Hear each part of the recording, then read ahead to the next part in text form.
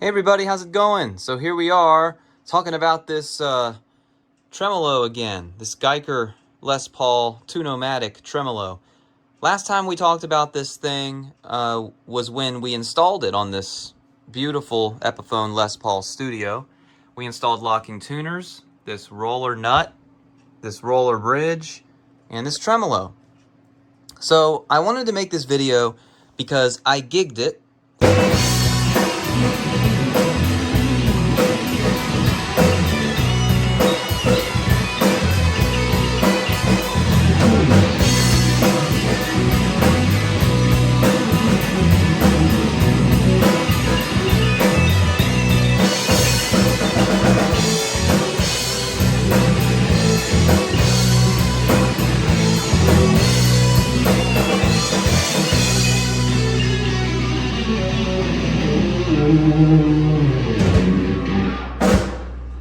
And I've made the decision to remove it and return it.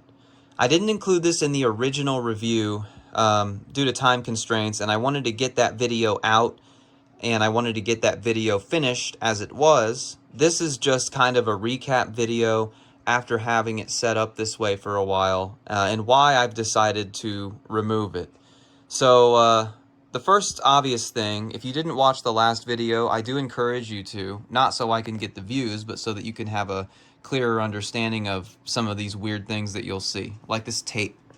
So, we had a problem with the tremolo where when I would use the tremolo, the strings were snapping off down here on the ball ends. So where it's wrapped around that little ball, it was snapping there. What I found was there were some sharp edges here where the strings go in. There's also some sharp edges here where the strings come out. So I filed them to the best of my ability and rounded them off, and then I took this painter's tape and taped all 6 of the strings. So first, the good news, I guess, from the gig. So I didn't have a single string break, and the tuning stability was pretty good. So I will say, as far as that goes, perfect. Pretty much a perfect score there. Tuning stability, you know, it went out of tune about as often as any of my other guitars would go out of tune during a show. Just little minor tweaks here and there. I never had a situation where I was like a whole note flat or anything like that. So it went pretty well as far as that's concerned. None of the strings broke. None of the strings felt like they were going to break, and they maintained their consistency throughout the whole show. So, you know, that cannot be said about a lot of tremolo systems that you install on a guitar, especially something like this. So that gives it flying colors as far as passing it goes. However, the reason that I'm taking this off, there's 2 main reasons that I'm doing that.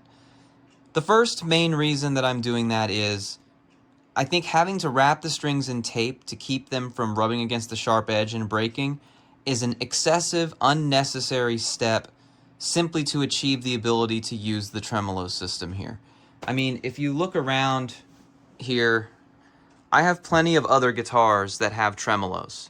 So I don't need to put one on this guitar. I was trying to make one that was a perfect all-in-one guitar, and I guess the way to do that would be to get something like the Floyd Rose FRX, because that's a very, very good tremolo system, and that would achieve my goal. But trying to do it this way just didn't make sense, and I ended up in tremolo-heavy songs like Van Halen or whatever. I would get out a different guitar. Actually, I had a PV Predator EXP that I use that has a Floyd Rose for those songs. So I wanted to take this off because, like I said, this is excessive to achieve what isn't even really a whole, it's barely, that's all you get. Now you could flip it around, get even more, but you know, when you're up there playing, you don't want to have to do that. So, you know, that's the main first reason. The second reason is I did notice that there was some problems with sustain, and there were some problems with the tone I was getting. Now, I'm not talking about like some minuscule little thing that, you know, only a tone savant would notice. I'm talking about like super noticeable, like I would be playing a chord or something and I would notice that like my E and B strings just didn't sound right. The treble wasn't really coming through. It wasn't really sustaining the way that it should. And it just felt more to be desired than was gained by installing this tremolo system. Now this was a 4-hour show, and I noticed these things as I went. I did enjoy being able to use this, and I used it a lot, and it was really fun to get to do that. But on the other hand, it wasn't really worth the sacrifice to me. And, you know, when you're playing up here, like during solos and stuff, it was pretty much perfectly fine. The problems I was getting was when I was doing chords or power chords or anything kind of in this area of the neck here. So, you know, that was kind of causing me a problem. And I don't know if that's because of the trem itself, the way that the string goes in here, or if it was because of the fact that I've got tape wrapped on these strings. I would imagine that that would cause some sustain loss because you're wrapping, effectively you're wrapping paper around part of the string that should be free and should be giving you some resonance. That's getting into the minuscule tone savant territory. And I'm not a big fan of that kind of talk anyway, but that could be part of what the problem was too.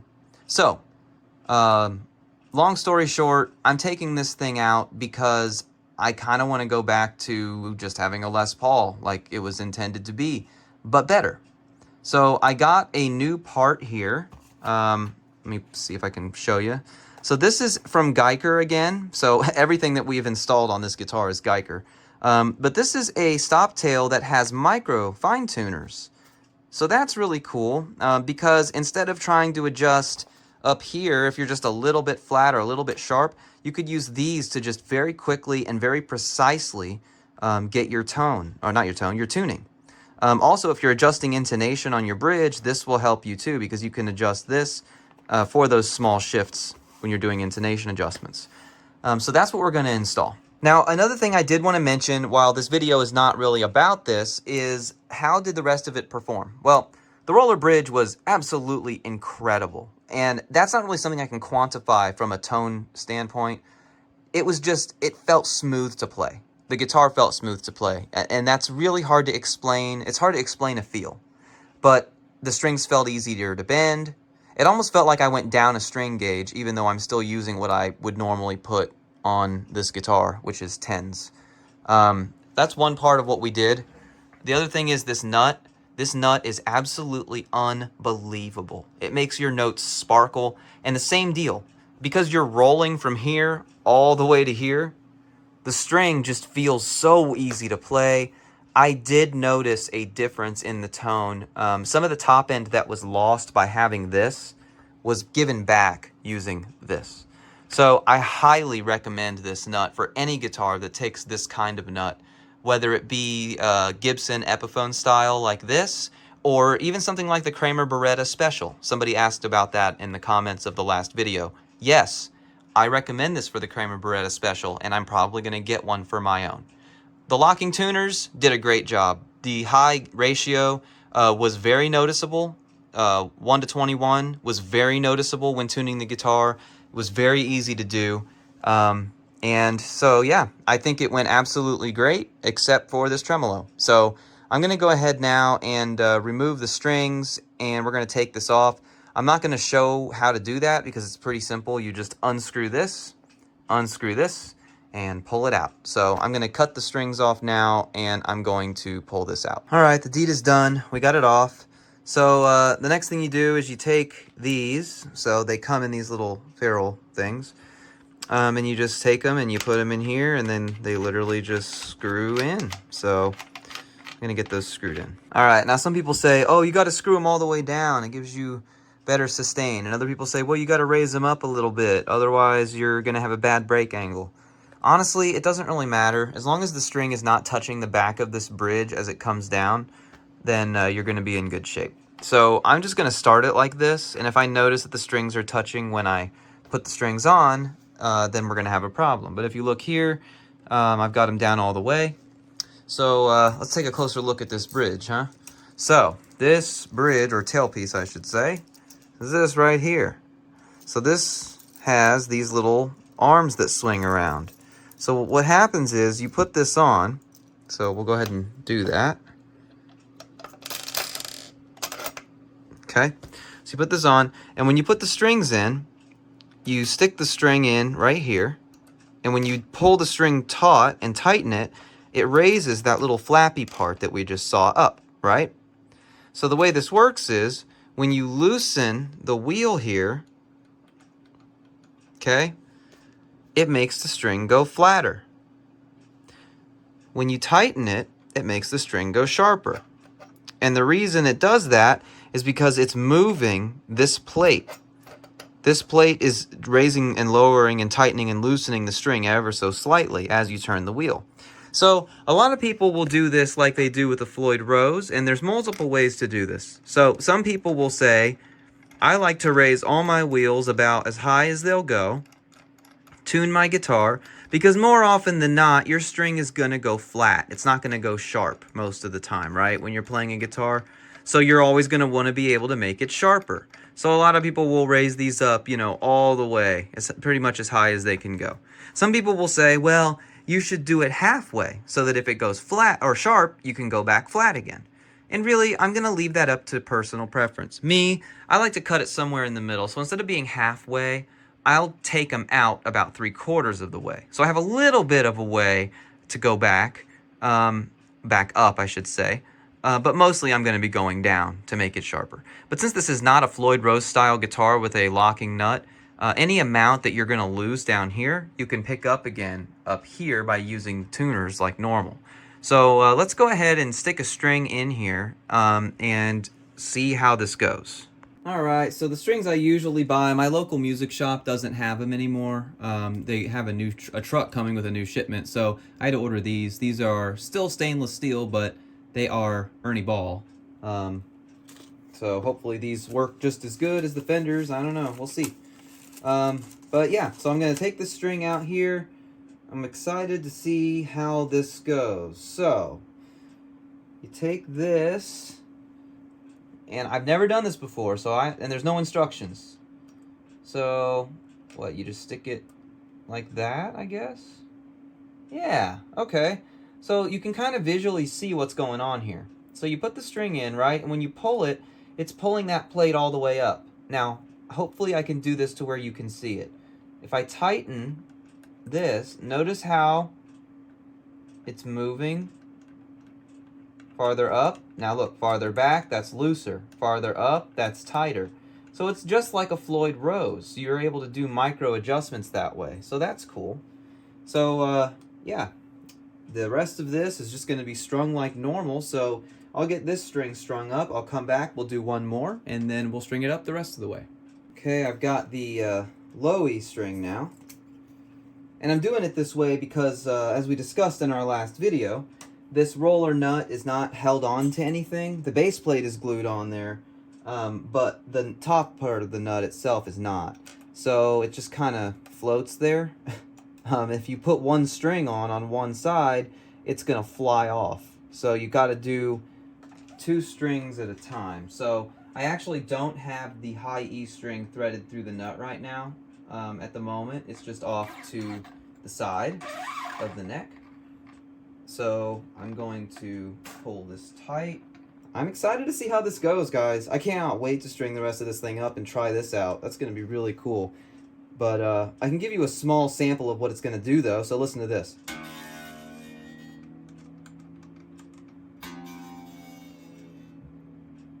Pretty cool, huh? I'm going to get the rest of this done. It's all strung up and ready to go. We take a closer look here. You can see all the strings there in those slots. And then you've got your little micro tuners. So in theory, you could put a locking nut on this guitar and tune it like a Floyd Rose, and then use these to keep it perfectly in tune all the time. But really, the thing I like about this the most is, now you could get this with a stop bar tailpiece as well, but there's really nothing between here and the tuning head. And by nothing, I mean you have a roller saddle, you have a roller nut, and it goes straight into the locking head of the tuning peg. So, you know, it's gliding across 2 different points and then terminating here and terminating there. And what I like about this is that you do have the ability here to fine-tune this. So if you're just barely off when you're tuning, like let's say you're tuning between songs and you're just barely off, instead of having to, you know, take the extra reach up to the headstock to just barely turn it and maybe go too far, you could use this for much more precise tuning. Now, if you're only off by that much, you know, you could go the Jimi Hendrix way and say, who cares, I'll just play out of tune, and that's probably what I would do. But really, I was going to go back to the stop bar. I was going to get a black one to match this really cool looking roller bridge, but I got this one just because it added functionality. Even if I never use that feature, it is there. So I think if we take a zoom out here, that looks pretty cool, really. It doesn't really take away from the classic look that much. I know that Gibson used to make a bridge like this.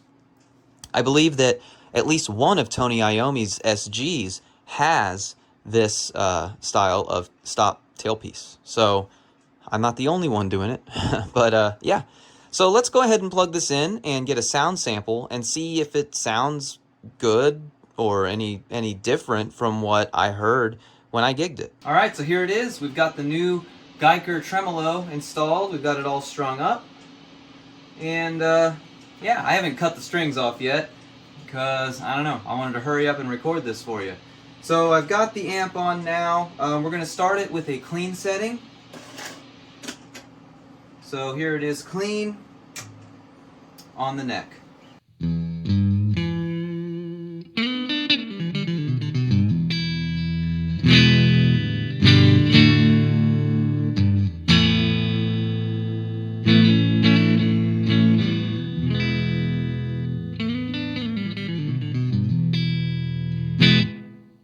Sounds pretty good. Let's go to the bridge.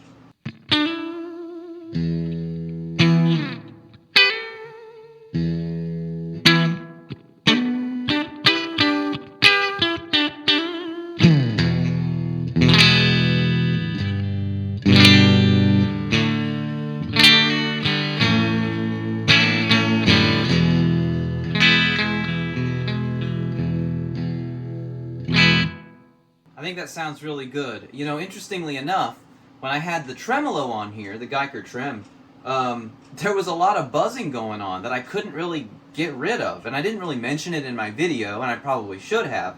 But I had a little bit of buzzing. You couldn't really hear it when the guitar was plugged in and amped up. But that could have been part of what was robbing some of that sustain and some of that tone.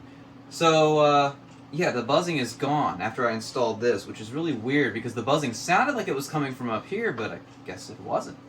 Let's go ahead now and put it on the overdrive channel and see how this sounds with the kind of music that I would normally play.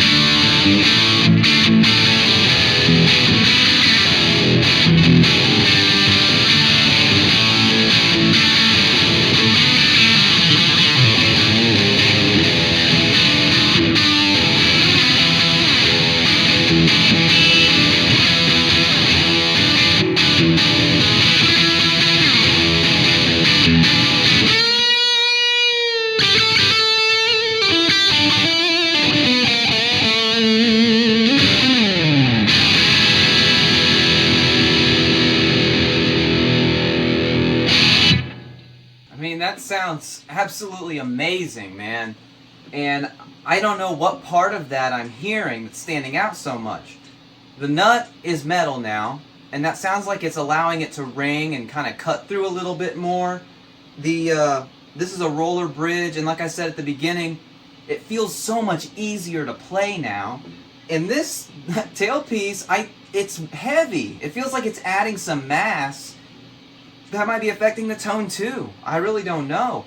But I don't know what you guys think, but I think this sounds amazing.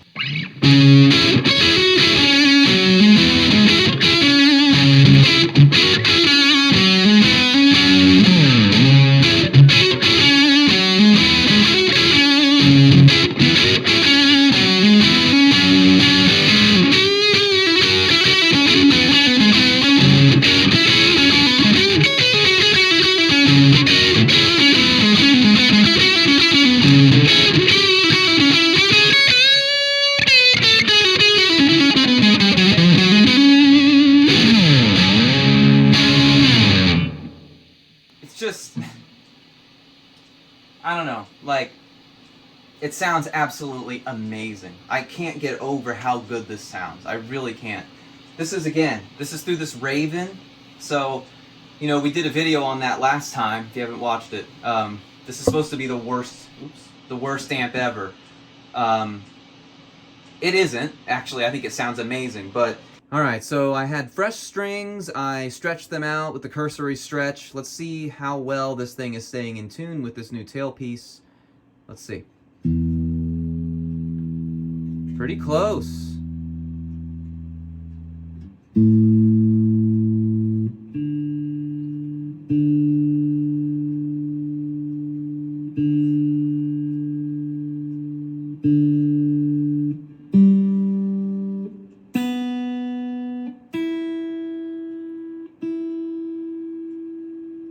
That's absolutely remarkable. I mean, it's basically it was barely out of tune on any of those strings, and that was after hitting it pretty good just now. I'm very impressed with brand new strings. So once they're broken in, I imagine the tuning stability is going to be off the charts.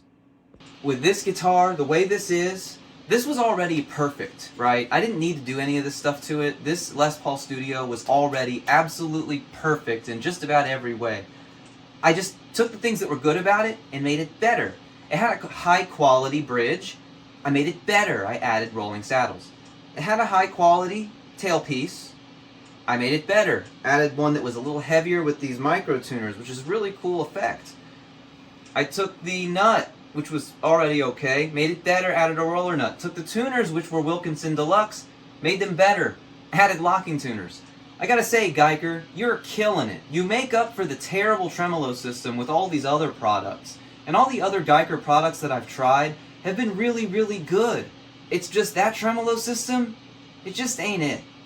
I would not recommend it unless you're only going to be doing very light surf kind of music, or just kind of using it for little trills at the end of your chords. If you're going to be using it like you'd use any other tremolo system ever, I wouldn't get it. It just isn't worth it. It's not worth the hassle, and it's not reliable.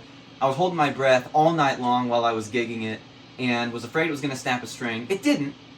I count that as the one success I'm going to have with it. It's going back, and for now, I'm keeping this as it is now. This thing is a killer. It is my best guitar, and I recommend all of the parts that I installed in it. And yeah, that's what we got.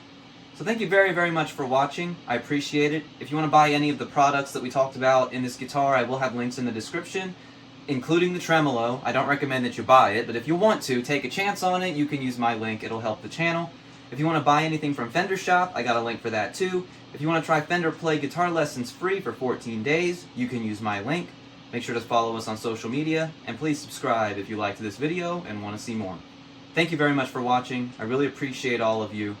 Keep on rocking.